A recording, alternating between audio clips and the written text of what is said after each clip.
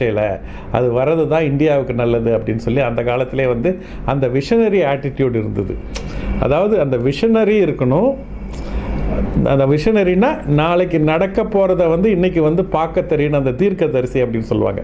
அந்த visionary aspect of ஒரு முக்கியம்.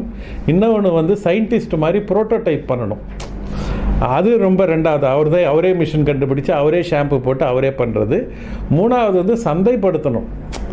அந்த ஆண்டர்ப்ரனர்ஷிப் ஸ்கில் இருக்கணும். அவர் மார்க்கெட்டுக்கு எடுத்துகிட்டு போகிறார். இந்த 3 நேர்கோட்டில் சந்திக்கும் போது தான் அவர் வந்து இன்னோவேட்டர் அப்படின்ற ஒரு டைட்டிலை பெறுறார். அது ஏதாவது ஒன்று தனித்தனியாக இருந்தால் வெறும் விஷனரியாவோ இல்லை வெறும் சயின்டிஸ்டாவோ வெறும் ஆண்டர்ப்ரனராகவோ இருந்தாங்கன்னா அவங்க இன்னோவேட்டர் ஆக மாட்டாங்க. இந்த 3 நேர்கோட்டில் சந்திக்கும் போது தான் ஒரு விஷனரி, அதுக்கப்புறம் ஒரு சயின்டிஸ்ட்டு, அதுக்கப்புறம் ஒரு ஆண்டர்ப்ரனர். இந்த 3 நேர்கோட்டில் சந்தித்ததுனால தான் அவர் வந்து ஒரு இன்னோவேட்டிவ் ஆண்டர்ப்ரனர் அப்படின்றது பேர்.